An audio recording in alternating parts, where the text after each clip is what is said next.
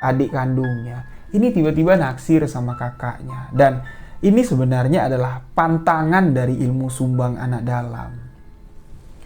Tidak boleh sembarangan untuk menggunakan ilmu tersebut. Tapi orang yang mendapatkan kekuatan dari gaib ini, ilmu pelet yang didapatnya dari pertapaan itu, dia tidak bisa mengontrol kekuatan tersebut. Nah, di sini terjadilah hubungan cinta terlarang antara kakak dan adik. Hingga terlahirlah seorang anak. Nah, anak yang dilahirkan inilah yang disebut sebagai sumbang anak dalam. Bismillahirrahmanirrahim. Assalamualaikum warahmatullahi wabarakatuh. Salam sejahtera untuk kita semua. Om Swastiastu. Sahabat sebuah kisah misteri, di video kali ini saya akan menceritakan kisah sumbang anak dalam, ilmu pelet yang ada di Jambi. Mohon maaf sebelumnya atas kekurang nyamanan video kali ini karena saya take video berpindah-pindah. Karena memang sekarang saya masih berada di luar kota karena masih ada beberapa urusan yang harus saya selesaikan. Insya Allah dalam waktu dekat saya akan kembali ke Jambi untuk kembali bercerita di studio sebuah kisah misteri. Dan cerita sumbang anak dalam ini sudah banyak sekali ditunggu oleh sahabat-sahabat. Karena mulai dari DM Instagram, mulai dari email, banyak sekali sahabat-sahabat yang merequest untuk saya menceritakan kisah sumbang anak dalam. Dan di sebuah kisah misteri kali ini, saya akan menceritakan kisah sumbang anak dalam. Kisah asal-usul ilmu sumbang anak dalam yang saya tahu dari perjalanan saya masuk ke dalam rimbo bertemu dengan suku anak dalam. Disitulah saya mendapatkan penjelasan tentang ilmu sumbang anak dalam ini. Jadi, bagaimana kisahnya? Simak hanya di sebuah kisah misteri.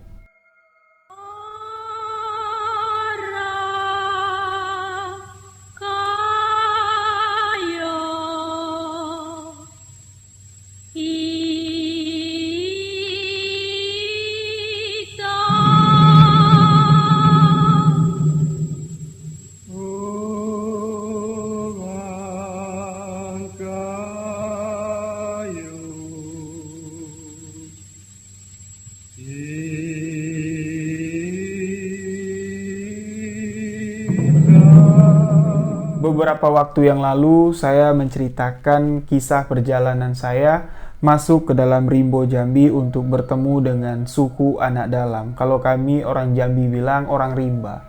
Saya ceritakan di channel Rahayu Fajri. Dan kali ini, di video ini saya akan menceritakan tentang satu ilmu yang sangat terkenal sekali di Jambi. Ilmu pelet yang sangat luar biasa sekali. Mungkin kalau di daerah lain ya, di daerah Jawa lah khususnya, ada ajian pelet jaran goyang, ada ajian pelet semar mesem. Di Jambi, ada ajian pelet yang disebut sebagai sumbang anak dalam. Tidak kalah ampuh dengan dua ajian yang saya sebutkan tadi, semar mesem dan jaran goyang. Orang-orang yang terkena ilmu pelet sumbang anak dalam ini, kalau dia menolak kata hatinya untuk mencintai orang yang melepaskan pelet sumbang anak dalam ini, nyawanya lah yang akan menjadi taruhan. Dan di video kali ini, untuk sesi pertama cerita sumbang anak dalam ini, saya akan menceritakan dulu asal-usul ilmu sumbang anak dalam. Kenapa bisa diberi nama sumbang anak dalam? Dan kisah ini saya dapat langsung dari salah seorang yang mana beliau adalah asli orang rimba. Jadi di perjalanan saya waktu masuk ke dalam rimba ditemani oleh Pak Jailani, saya bertemu dengan salah satu orang rimba yang sudah keluar. Dia sudah tinggal di desa dan orang inilah yang pernah menggunakan ilmu sumbang anak dalam. Dia tahu asal-usul ilmu sumbang anak dalam. Beliau menceritakan ilmu sumbang anak dalam ini adalah ajian pelet yang sangat luar biasa sakti sekali, dia bilang. Karena ajian sumbang anak dalam ini memiliki hodam atau pendamping. Orang yang sudah mengapalkan ilmu sumbang anak dalam ini, kalau ilmunya sudah jadi, dia akan diikuti, didampingi oleh sosok gaib. Nah, sosok gaib inilah yang disebut sebagai sumbang anak dalam. Tapi ingat, ilmu sumbang anak dalam ini bukan ilmu yang sembarangan, ilmu pelet yang bisa dilepaskan sesuka hati, tidak. Ada aturannya, ada aturan mainnya untuk menggunakan sumbang anak dalam ini. Karena kalau kita menggunakan ilmu sumbang anak dalam ini untuk mempermainkan hati wanita, kitalah yang akan menjadi tumbal dari ilmu sumbang anak dalam ini. Diri kitalah yang akan terkena tulahnya atau terkena kutukannya. Dan orang yang menceritakan kisah ini kepada saya, dia mengatakan, selain ajian sumbang anak dalam ini adalah ilmu pelet yang dapat memikat hati wanita, membuat wanita tergila-gila kepada kita. Ilmu sumbang anak dalam ini merupakan ilmu kutukan. Nah, disinilah dia mulai merunutkan, menceritakan asal-usul ilmu sumbang anak dalam ini. Kisahnya begini. Di Jambi ada daerah ya, di seputaran TNKS, Taman Nasional Kerinci 11. Di sanalah ya, orang-orang rimba atau kalau kami orang Jambi bilang tuh orang kubu. Mereka tinggal di sana. Mereka tinggal berkelompok, satu suku, mereka menempati luasnya hutan TNKS yang ada di sana dan mereka sama sekali tidak terjamah oleh kehidupan yang ada di luar. Mereka yang ada di sana belum memiliki agama, melainkan mereka yang ada di sana masih percaya dengan adanya kekuatan gaib yang ada di hutan tersebut. Kalau mereka percaya di satu pohon, mereka percaya di sana ada kekuatan. Pohon tersebutlah yang disembah dan yang dijadikan Tuhan oleh mereka. Nah, orang-orang yang ada di sana mendapatkan ilmu-ilmu gaib ya, seperti ilmu sumbang anak dalam ini. Karena mereka percaya di suatu tempat itu ada penghuninya dan mereka menuhankan tempat tersebut. Jadi sosok gaib itulah yang memberikan ilmu-ilmu gaib kepada orang-orang rimba ini. Dan ilmu sumbang anak dalam ini adalah ilmu yang sangat kuno sekali. Menurut cerita, orang pertama yang memiliki atau mendapatkan ilmu sumbang anak dalam ini dari kekuatan gaib yang ada di dalam hutan. Orangnya memang tidak rupawan ya, orangnya kecil, orangnya jelek lah pokoknya. Nah, jadi dia ini malu dengan suku-suku yang lain karena setiap mereka bertemu, setiap mereka berkumpul, orang ini selalu dihina. Dia bilang, kamu ini apa? Kamu ini manusia atau kancil? Dia bilang, kok kecil sekali? Nah, dari sinilah orang yang dihina ini mulai masuk ke dalam hutan yang lebih dalam lagi. Dia melihat ada sebuah tempat yang dikeramatkan. Di sanalah dia ini bertapa, meminta kepada kekuatan gaib yang ada di dalam hutan tersebut untuk memberikannya ilmu. Dan pada suatu ketika, setelah beberapa lama dia bertapa di sana, meminta kepada kekuatan gaib yang ada di sana untuk diberikan ilmu pelet atau ilmu pemikat. Nah, kekuatan gaib yang ada di sana pun memberikan ilmu sumbang anak dalam. Yang mana ilmu sumbang anak dalam ini belum ada namanya ya. Ilmu pelet ini belum ada namanya ketika diberikan itu. Nah, setelah dia mendapatkan ilmu tersebut, kembalilah dia ke tempat kelompoknya. Ilmu yang saya sebutkan tadi ya, ilmu yang saya sebut sebagai sumbang anak dalam ini diberikan nama ketika dia sudah kembali ke kelompoknya. Ada satu peristiwa yang terjadi. Karena ilmu yang didapatnya ini, ilmu pelet yang didapat ini diberikan langsung oleh kekuatan gaib yang ada di hutan tersebut. Ilmu itu nggak perlu diamalkan lagi. Ilmu itu nggak perlu dibaca-baca lagi. Ketika dia ingat dengan kekuatan itu, ketika dia yakin dengan kekuatan itu, ilmu pelet itu langsung beraksi. Nah, orang-orang rimba ini, mereka tuh tinggal berkelompok. Dalam satu kelompok itu semuanya keluarga mereka. Mulai dari temenggungnya, ya, orang-orang tua-tuanya. Di situ ada bapaknya, di situ ada ibunya, di situ ada sepupu-sepupunya. Jadi satu kelompok itu ya satu keluarga besar lah. Nah, di kelompok lain juga seperti itu. Orang yang mendapatkan ilmu sumbang anak dalam ini, ilmu pelet dari kekuatan gaib ini, kembali ke kelompoknya. Di kelompoknya ini, itu banyak anak-anak gadis. Termasuk salah satunya adalah adik kandung dari orang yang mendapatkan ilmu pelet ini. Nah, ketika dia kembali ke kelompoknya, anak-anak gadis yang ada di sana, termasuk adik kandungnya, ini tiba-tiba naksir sama kakaknya. Dan ini sebenarnya adalah pantangan dari ilmu sumbang anak dalam. Tidak boleh sembarangan untuk menggunakan ilmu tersebut. Tapi orang yang mendapatkan kekuatan dari gaib ini, ilmu pelet yang didapatnya dari pertapaan itu, dia tidak bisa mengontrol kekuatan tersebut. Nah, di sini terjadilah hubungan cinta terlarang antara kakak dan adik.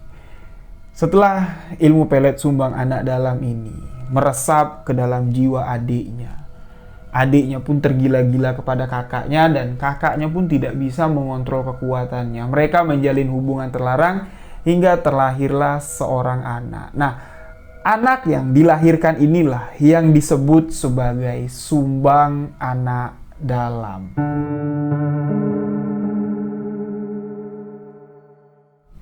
Yang mana kata sumbang anak dalam bisa kita artikan di dalam bahasa Indonesia, sumbang. Sumbang itu ibaratnya kalau lagu sumbang itu nggak enak didengar. Pokoknya nggak bagus lah.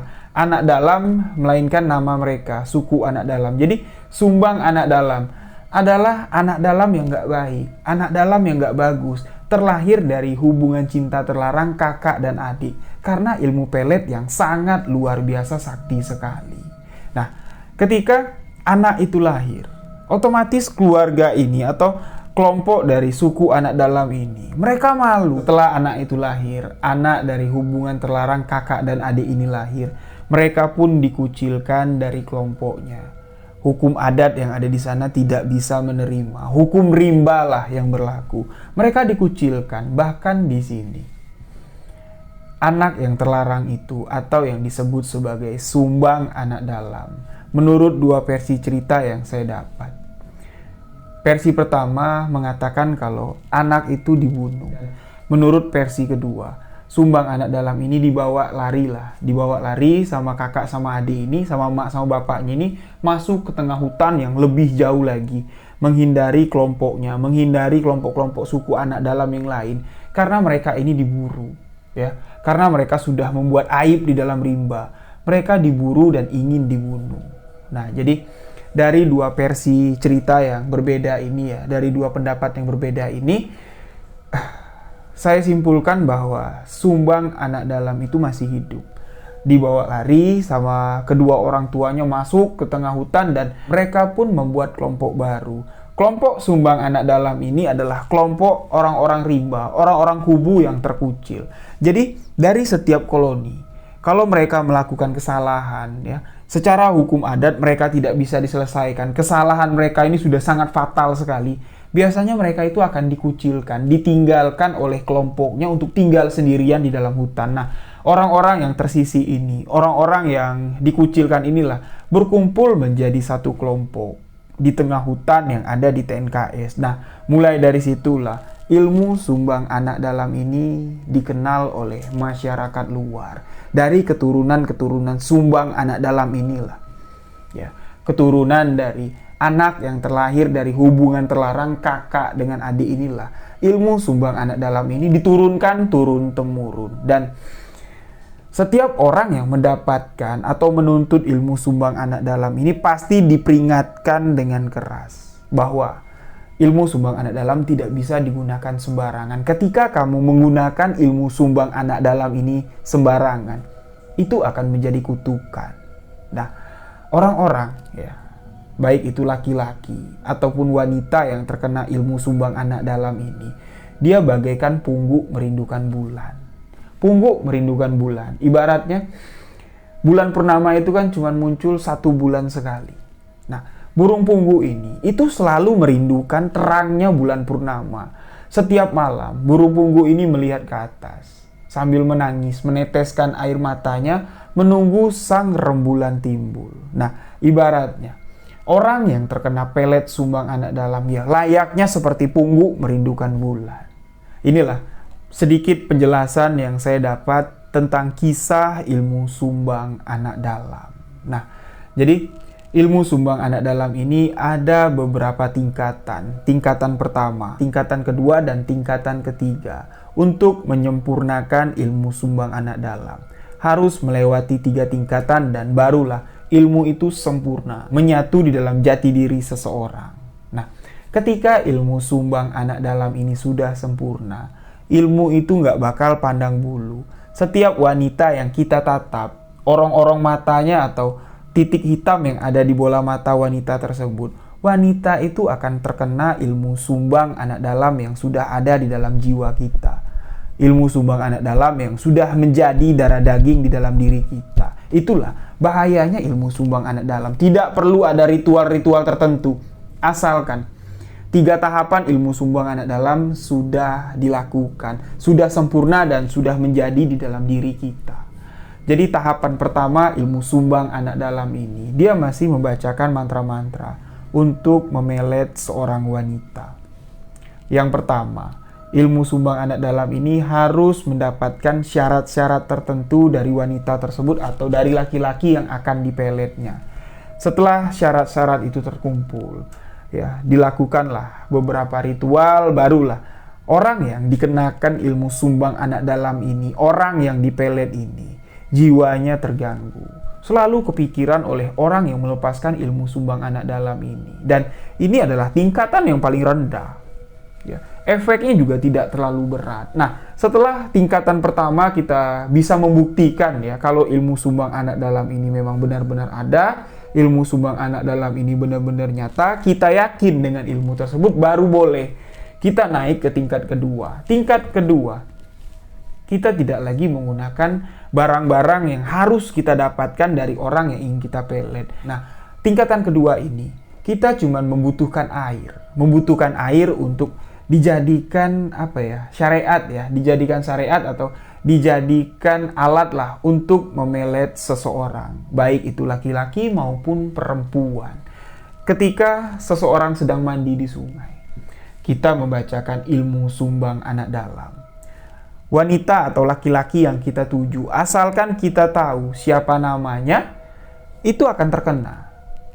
Karena aliran air yang sudah kita bacakan, ya, ilmu sumbang anak dalam ini akan mengenai wanita tersebut atau laki-laki tersebut, apalagi ketika dia sedang mandi. Air itu ditimbuinya mandi, otomatis di situ wanita atau laki-laki itu akan terkena ilmu sumbang anak dalam. Dan yang ketiga, di tingkatan yang ketiga, kita tidak perlu menggunakan apa-apa lagi untuk melepaskan ilmu pelet sumbang anak dalam ini. Kita cuma perlu mengingat wajah wanita yang ingin kita pelet. Di saat jam-jam orang yang sedang tertidur lelap, ya, misalnya begini, saya ingin memelet si A, gitu ya. Kita tahu nih, jam 11 malam, si A itu sedang tertidur pulas. Barulah di sini kita bayangkan wajah si A, kita bacakan ilmu sumbang anak dalam. Seketika, kalau kita memiliki keyakinan yang tinggi, tingkatan pertama sudah kita lalui, tingkatan kedua sudah kita lalui, dan di tingkatan ketiga, kalau kita yakin dengan ilmu sumbang anak dalam, wanita itu sontak akan terbangun dari tidurnya dan langsung mengingat kita. Sampai pagi, sampai matahari terbit, wanita itu tidak akan bisa tidur. Yang ada di bayangannya, yang ada di pikirannya cuma kita, orang yang melepaskan ilmu sumbang anak dalam. Itulah kejamnya ilmu sumbang anak dalam. Kalau di hari itu dia tidak bertemu dengan orang yang melepaskan ilmu sumbang anak dalam ini, jiwanya akan terganggu. Setiap hari, ya, ketika kita melepaskan ilmu sumbang anak dalam, ketika dia sedang tertidur lelap, dia pasti akan terbangun dan mengingat kita.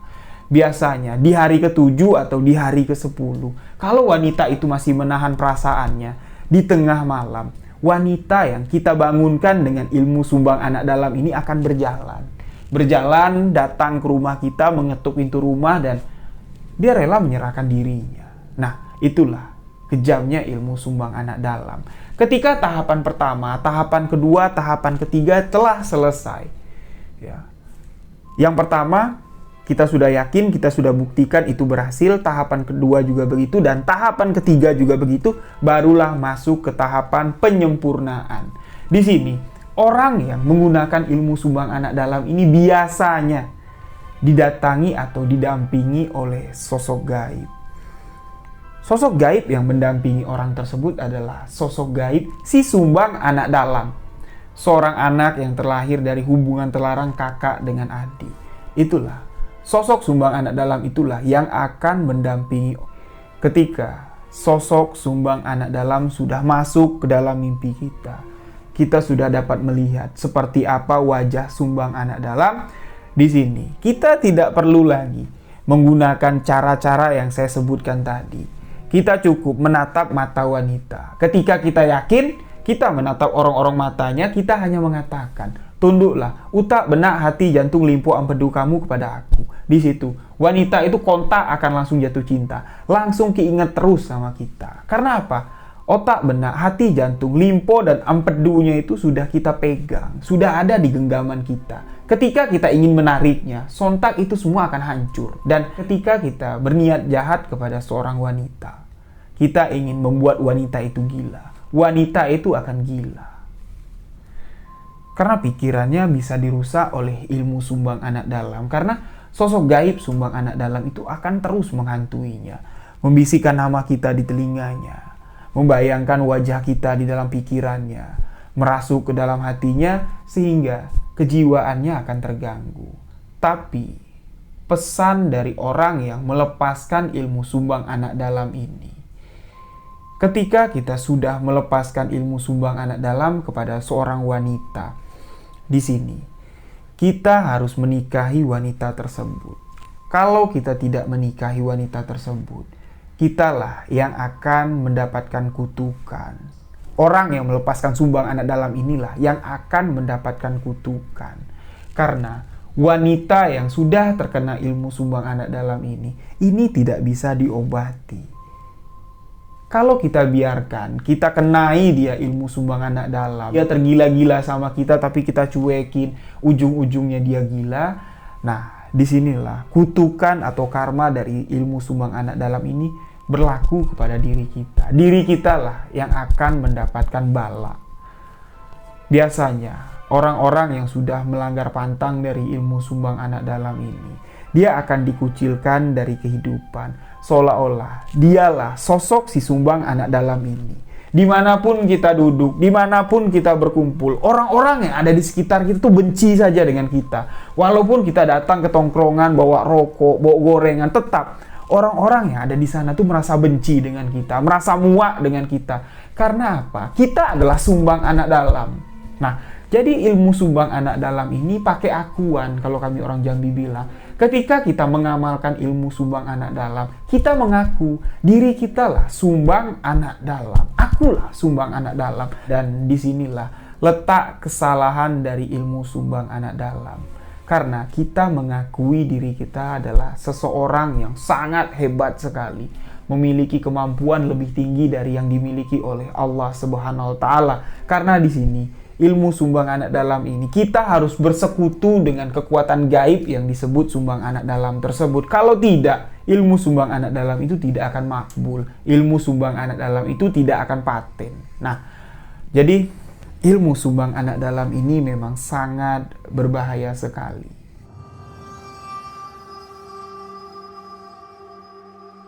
Itulah sedikit penjelasan tentang ilmu sumbang anak dalam. Tentang apa itu sumbang anak dalam dan bagaimana cara kerja dari ilmu sumbang anak dalam. Setelah saya mendapatkan asal-usul atau cerita dari ilmu sumbang anak dalam ini, saya semakin tertarik. Semakin tertarik untuk mencari tahu. Karena di sini, menurut cerita yang saya dengarkan, ya, seperti cerita yang saya sampaikan ke sahabat-sahabat barusan tadi, saya di sini sedikit nggak percaya ya, ada ilmu dengan kekuatan yang seperti itu. Karena memang saya ini hobi dengan hal-hal gaib, hobi dengan hal-hal mistis. Tapi ketika saya belum membuktikan dengan mata kepala saya sendiri, cerita-cerita orang yang memiliki ilmu kesaktian, memiliki ilmu santet dan segala macam, saya orangnya tidak gampang percaya. Karena saya tahu di balik hal-hal mistis, itu banyak sekali misterinya.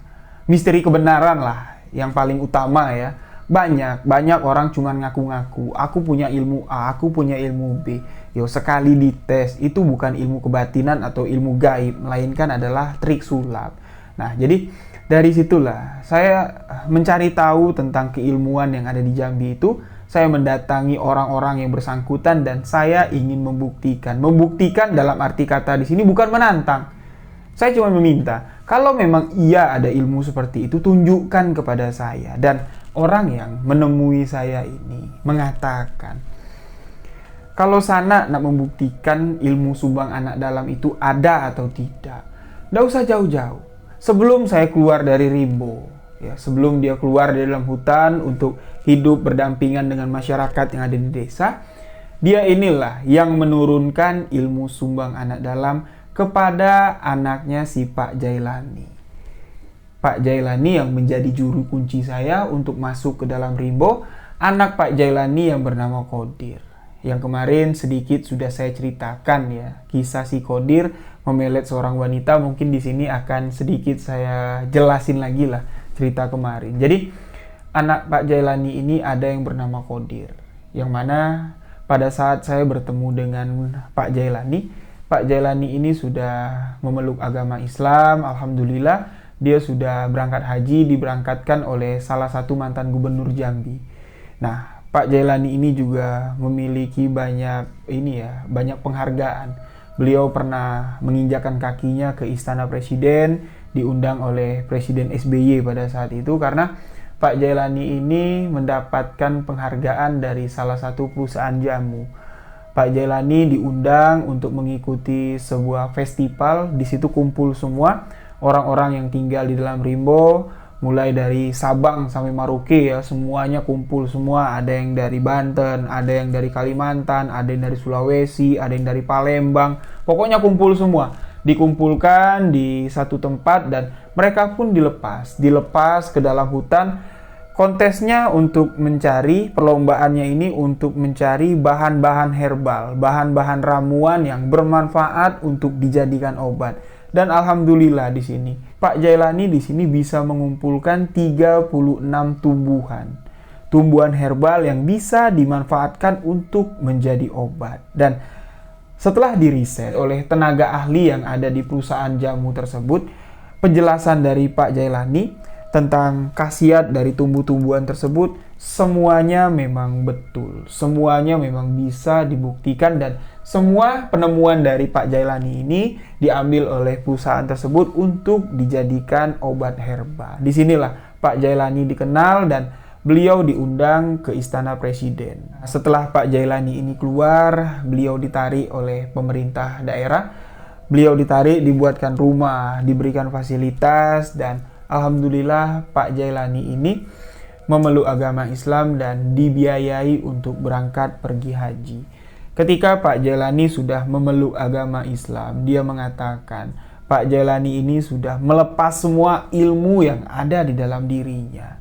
Yang mana sebelumnya Pak Jailani ini adalah seorang temenggung yang sangat sakti sekali. Temenggung Tarib namanya. Temenggung yang dikenal sangat garang sekali. Pak Jailani mengatakan, jangankan duri, pisau dan peluru pun tidak dapat menembus kulitnya ketika dia masih tinggal di dalam Rimbo. Tapi sekarang dia udah gak punya apa-apa lagi. Semua sudah dilepas. Yang ada di dalam tubuh Pak Jailani itu cuma darah, cuma daging, tulang. Itulah yang ada di dalam diriku sekarang, Pak Jailani bilang. Makanya Pak Jailani ini cuma menjadi kuncen lah kalau ada orang yang mau masuk ke dalam Rimbo untuk mengenal suku anak dalam Jambi. Pak Jailani lah yang menjadi juru kunci, karena Pak Jailani ini sangat dihargai sekali oleh orang-orang yang ada di dalam Rimbo, kelompok-kelompok suku anak dalam yang ada di dalam hutan. Nah, Pak Jailani juga pernah menceritakan suatu kisah. Jadi pernah salah satu stasiun TV ya masuk ke dalam hutan tersebut tanpa seizin dari Pak Jailani. Orang ini dibawa lah oleh orang Rimbo lain, oleh suku anak dalam yang sudah keluar ya, sudah bersosialisasi dengan orang desa. Dia sudah bisa menggunakan bahasa Jambi dengan fasih, tidak menggunakan bahasa Rimbo lagi. Dialah yang menjadi juru kunci untuk membawa orang-orang media untuk masuk ke dalam hutan. Tetapi sesampainya di dalam hutan, kalau Pak Jailani nggak telat aja, mungkin mereka ini sudah digantung. Karena orang-orang Rimbo ini sangat anti sekali kalau melihat media masuk, apalagi kalau bawa kamera, melihat penampilannya rapi. Orang-orang Rimbo sama sekali tidak mau diekspos. Nah, ketika Pak Jailani sudah ada di sana, sampai di sana karena mendapat kabar kalau orang Rimbo ngepung orang kota masuk tidak tanpa izin, Pak Jailani cepat masuk ke dalam hutan. Untung saja Pak Jailani bilang, langkahku bagus. Orang-orang yang ada di sana tuh udah dikepung. Ada yang bawa panah, ada yang bawa tombak, ada yang bawa parang. Terlambat sedikit saja Pak Jailani bilang, mungkin orang-orang yang ada di sana bisa berbahaya. Alhamdulillah Pak Jailani tepat waktu dan mereka pun bisa didamaikan. Namun di sini rekan-rekan media yang ada di sana tidak dapat meliput. Mereka ya sudah istilahnya tuh sudah mendapat sambutan gak bagus. Pak Jailani sudah mencoba untuk menjelaskan kepada Temenggung yang ada di sana. Temenggung dan masyarakat rimba yang ada di sana tidak mau menerima. Kalau mereka tidak mau menerima, ya nggak bisa dipaksa. Di sini salah satu anak Pak Jailani yang bernama Qodir pada saat itu masih tinggal di dalam Rimbo, bergabung dengan suku anak dalam atau kelompok suku anak dalam yang mengepung wartawan-wartawan yang ada di sana. Qodir inilah yang memegang ilmu sumbang anak dalam yang diwariskan oleh orang yang menceritakan kepada saya. Jadi ketika saya minta buktikanlah kalau ilmu sumbang anak dalam itu memang benar-benar ada. Dia mengatakan kalau di diri aku tuh udah nggak ada, di Jailani juga udah nggak ada lagi. Kami udah buang semua karena kami nggak tinggal di dalam rimba lagi. Kalau kami masih pakai sumbang anak dalam, kami tinggal di kampung seperti ini, ya mungkin wanita-wanita yang ada di kampung sini nggak tahu itu besar, nggak tahu kecil, nggak tahu tua, ya mungkin sudah jadi bini kami semua.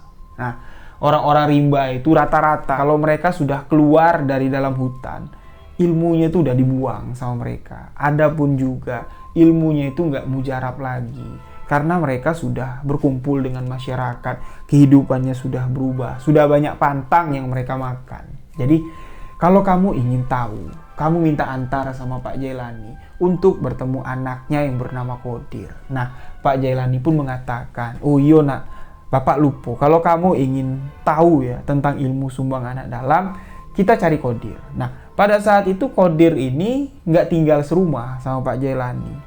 Dia ini masih sering keluar masuk hutan lah. Sekali-sekali aja dia cuman balik ke rumah. Dan Qodir ini memiliki istri yang sangat cantik sekali.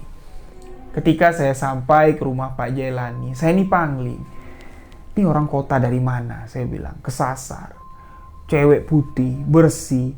Kok ada di dalam sini? Saya bilang. Nah, niat saya mau bertanya sama Pak Jailani, tapi nggak enak lah ya. Saya baru kenal sama Pak Jailani, ya saya masa nanya, itu Pak cewek siapa kok cantik? Jadi pertanyaan ini saya simpan saja dan akhirnya Pak Jailani mengatakan, wanita cantik yang kamu lihat ketika kamu datang ke rumah saya, itulah istrinya Qodir. Nah, ketika Pak Jailani bilang kalau itu istrinya Qodir, di sini saya belum kaget. Karena kan saya belum tahu Qodir itu bentuknya seperti apa, orangnya seperti apa. Ketika Qodir datang, saya sempat nganga.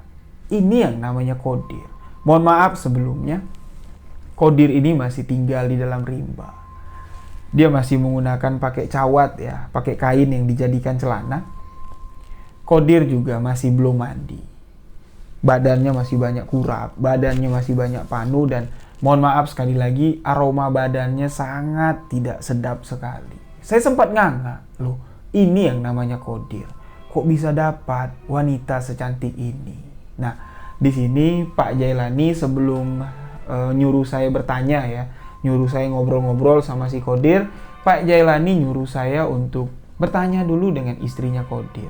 Kok bisa kamu nikah sama Qodir? Saya yang penuh rasa tanda tanya ya, saya yang orangnya penasaran, saya nanya lah, Mbak, boleh tahu nggak gimana sih ceritanya Mbak bisa kepincut, Mbak bisa nikah sama Qodir. Sedangkan Qodir kan masih tinggal di dalam hutan. Cuma sekali-sekali pulang ke sini. Dan istrinya Qodir pun menceritakan semuanya. Awal mulanya, dia nggak sengaja bertemu dengan Qodir. Pada saat dia bertemu dengan Qodir, istrinya Qodir ini masih memiliki seorang suami. Tapi suaminya itu kerja di kota Jambi. Nah, pulangnya itu kalau nggak 2 minggu sekali, sebulan sekali lah baru pulang. Pulangnya pun nggak lama, 2 hari, 3 hari di kampung, lalu dia pergi lagi ke kota. Ketika si istrinya Qodir ini bertemu dengan si Qodir tuh nggak sengaja. Pada saat itu sore hari, Qodir lewat, dia habis berburu babi, bawa babi besar. Lewatlah di tempat pemandian ya atau jamban yang ada di pinggir sungai, nggak sengaja ya menatap Qodir yang ada di atas tebing. Qodir pun menatap si wanita yang sedang mandi di jamban. Di dalam hatinya wanita itu berkata, ngapain tuh orang kubu liatin aku? Tuih, wanita itu meludah, jijik aku ngeliat kamu. Nah, Qodir di sini merasa terhina karena Wanita itu menatap Qadir sambil meludah, yang mana pantang orang kubu untuk berludah di hadapannya. Ketika kita berludah di hadapan orang kubu, disitulah hukum rimba berlaku, ilmu kubu berlaku. Wanita itu mengatakan, setelah dia ngeludah, Qadir ini pun meninggalkan tempat tersebut dan gak lama kemudian, si Qadir ini melepaskan ilmu sumbang anak dalam. Ilmu sumbang anak dalam yang tingkatan kedua itu menggunakan media air. Qadir langsung nyemplung ke dalam air, membacakan ilmu sumbang anak dalam. Air yang mengalir ke arah wanita itu ditembuklah mandi oleh wanita tersebut. Disitulah ilmu sumbang anak dalam berlaku. Selesai mandi, wanita itu pulang ke rumah. Dia mengatakan gak lama, lepas azan Isya berkumandang, yang ada di pikirannya, yang ada di matanya itu cuma bayangan si Qadir. Dia mencoba untuk tidur. Baru terpejam sebentar, kebangun. Seolah-olah ada orang yang memanggilnya. Memanggil namanya dan bayangan Qadir ada di hadapannya.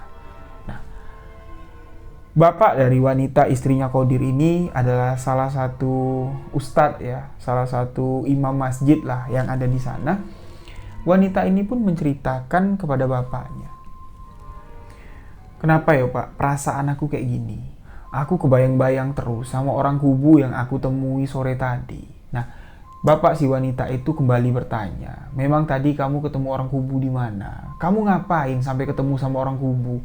Wanita itu pun menceritakan, gak sengaja Pak, ketika aku sedang mandi, orang kubu itu natapin aku. Aku cuma ngomong di dalam hati, ngapain kamu ngeliatin aku? Aku nggak sengaja ngeludah. Nah, bapaknya si wanita ini tuh tahu kalau orang kubu itu pantang untuk diludahi dan dia mengatakan, kamu kena ilmu sumbang anak dalam. Nah, wanita ini ketakutan ya mendengar kalau dia terkena ilmu sumbang anak dalam dan dia pun nggak percaya. Tetapi di malam itu, semalaman dia nggak bisa tidur. Seolah-olah malam itu dia menjadi seekor punggu yang merindukan bulan. Yang ada di otaknya, yang ada di benak dan hatinya itu cuma Qadir. Bayangan Qadir. Menjelang menunggu matahari terbit, dadanya ini panas. Otaknya ini mau pecah. Yang ada di otaknya ini cuma bayangan Qadir. Setelah azan subuh berkumandang, dia pun bergegas langsung ke jamban. Duduk di jamban nungguin si Qadir lewat. Kali aja si Qadir lewat. Nah, jadi apa yang dialami oleh istrinya Qadir ini berlangsung kurang lebih selama 4 hari. Karena bapaknya ini tahu, ya, kalau anaknya ini sudah terkena ilmu sumbang anak dalam karena telah menghina orang kubu, bapaknya ini pun langsung menemui si Temenggung Tarib atau si Pak Jailani. Karena bapaknya si istrinya Qadir ini ya, wanita yang meludahi si Qadir ini, itu berteman. Dan yang mengislamkan orang-orang kubu yang ada di desa tersebut adalah bapak si wanita ini. Datanglah bapaknya ini menemui si Pak Jailani menceritakan, Pak Temenggung, kira-kira siapa lagi orang kubu yang bapak kenal yang menggunakan ilmu sumbang anak dalam? Nah, Pak Jailani bertanya, memang kenapa? Anakku kena ilmu sumbang anak dalam. Sudah 4 hari kayak orang gila. Nah, di sini Pak Jailani langsung ingat dengan anaknya. Dia mengatakan, Qadir. Kita cari Qadir. Qadir pun dicari ke dalam hutan dan setelah Qadir ini ditanya sama bapaknya si Pak Jailani, Qadir pun ngaku. Dia mengaku kalau dia merasa terhina. Aku cuma lihat Pak, karena aku kagum. Wanita itu cantik. Tapi aku diludah Pak. Disitulah aku melepas sumbang anak dalam. Aku mandi Pak di aliran sungai tempat wanita itu mandi. Nah, karena di sini hukumnya, hukum ilmu sumbang anak dalam ini, setiap wanita yang terkena ilmu sumbang anak dalam itu harus dinikahkan. Qadir pun menikah dengan istrinya. Walaupun si Qadir ini harus keluar dari dalam hutan. Qadir harus memeluk agama Islam. Qadir harus menikah dengan wanita tersebut. Nah, terjadilah pernikahan Qadir dan istrinya. Jadi setelah saya mendengarkan penjelasan dari istrinya Qadir yang mengalami kalau dia terkena ilmu sumbang anak dalam itu rasanya gimana, saya pun bertanya kepada Qadir, Sanak mau nggak ngasih saya amalan ilmu sumbang anak dalam? Saya cuma pengen dengar kalimat-kalimat atau pepeto-pepeto untuk mengamalkan ilmu sumbang anak dalam. Di sini Qadir mengatakan, enggak. Dia nggak mau sama sekali. Karena dia mengatakan, dia masih membutuhkan ilmu tersebut. Sama sekali, Qadir nggak mau. Walaupun Qadir ini baru memegang ilmu sumbang anak dalam tingkatan kedua, Qadir sama sekali nggak mau. Menyebutkan sepatah kalimat saja nggak mau kepada saya. Bahkan di sini, saya sempat merayu si Qadir. Mau nggak ditukar? Saya bilang, apa yang kira-kira Sanak mau? Saya tukar dengan ilmu sumbang anak dalam. Sama sekali Qadir tidak mau, dan Pak Jailani pun mengatakan, kalau dia nggak mau berarti bukan rezeki nak. Nah, di sini saya bukan mengincar ilmu sumbang anak dalam itu untuk saya amalkan, tidak. Saya cuma ingin menggabungkan beberapa amalan sumbang anak dalam yang pernah saya dengar, pernah diceritakan oleh orang-orang yang ada di luar sana. Karena ilmu sumbang anak dalam ini berkembang banyak sekali. Ada yang mengatakan kalimat seperti ini, amalan seperti ini adalah ilmu sumbang anak dalam. Ada yang mengatakan amalan seperti ini adalah ilmu sumbang anak dalam. Dan saya bingung dan saya penasaran, ilmu sumbang anak dalam yang asli itu seperti apa. Dan ternyata yang asli itu apa yang digunakan oleh si Qadir. Walaupun tingkatannya baru tingkatan kedua. Dia baru bisa melepaskan ilmu sumbang anak dalam itu dengan air. Nah, jadi setelah saya berbincang lama dengan Qadir, setelah saya mendengarkan cerita langsung dari istrinya Qadir bagaimana jahatnya ilmu sumbang anak dalam ini, di sini pun saya mulai percaya bahwa ilmu sumbang anak dalam itu memang benar-benar ada dan kesaktiannya sesuai dengan apa yang diceritakan oleh orang-orang. Kalau terkena ilmu sumbang anak dalam itu bisa-bisa mati. Kalau nggak mati gila. Itulah dua pilihan dari ilmu sumbang anak dalam. Jadi, di sebuah kisah misteri selanjutnya, insya Allah saya akan ceritakan kisah misteri yang hampir saya bukukan, mengisahkan tentang ilmu sumbang anak dalam ini. Dan kisah ini merupakan kisah nyata. Seseorang yang mengamalkan ilmu sumbang anak dalam, seseorang yang sudah melepaskan ilmu sumbang anak dalam di perkotaan atau di zaman yang sudah modern. Beliau mendapatkan amalan ilmu sumbang anak dalam ini dari almarhum kakeknya. Kisah ini sudah lama sekali. Sebelum saya membuat konten sebuah kisah misteri menceritakan kisah-kisah misteri, kisah sumbang anak dalam yang kedua ini, ini sudah saya tuliskan setengah. Tapi tulisan itu belum selesai, dan insya Allah kalau sahabat-sahabat mau mendengarkan kisah detailnya, kisah seseorang yang menggunakan ilmu sumbang anak dalam, kisah seseorang yang mendapatkan kutukan dari ilmu sumbang anak dalam, tolong tuliskan di kolom komentar. Inilah bagian pertama kisah sumbang anak dalam, menceritakan asal-usulnya yang saya dapat langsung dari sumbernya. Saya dapat langsung dari orang rimba atau orang pedalaman di Rimbo Jambi. Kalau kami menyebutnya adalah orang kubu. Terima kasih untuk sahabat yang mendengarkan kisah ini.